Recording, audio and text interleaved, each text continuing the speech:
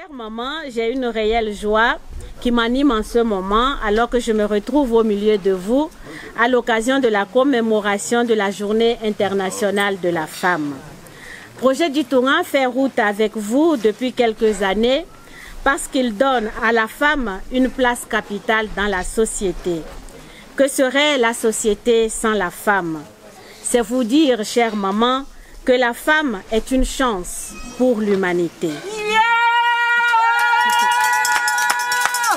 À ce titre, cette femme doit être bien équipée pour jouer son rôle convenablement. C'est ce qui justifie les activités de sensibilisation pour les études obligatoires pour les filles, la formation et l'accompagnement des femmes déjà au foyer. Il est heureux de constater et de mesurer certains indicateurs d'ouverture d'esprit, de changement positif de mentalité, de prise de conscience. Je vous invite à aller de l'avant, à ne laisser aucun territoire de la vie sociale exclusivement aux hommes, avec le souci permanent de transmettre les valeurs de nos ancêtres aux jeunes générations, que ces valeurs ne soient pas foulées au sol. Chère maman, soyons les gardiennes de notre chère tradition tant qu'elle élève et valorise l'homme. Mes chères mamans, j'ai été triste d'entendre certaines dénonciations contre les comportements des femmes et particulièrement dans les deuils. Où allons-nous? Quelle société allons-nous laisser à la génération future? Reconnaissons humblement que nous avons failli à notre mission.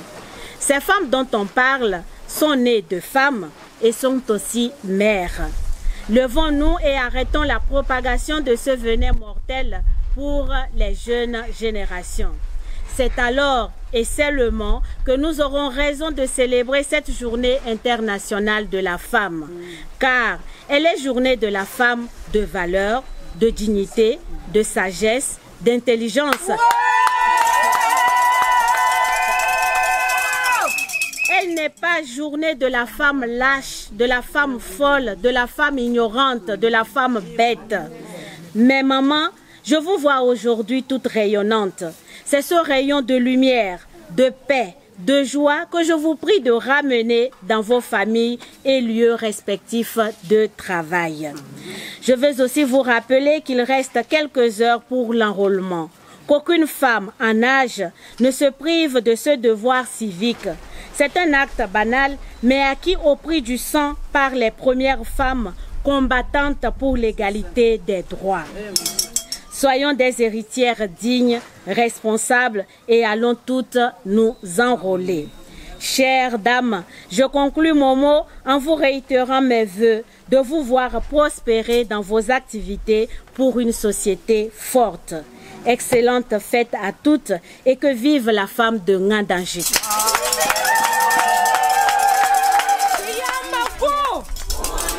Chiyambako!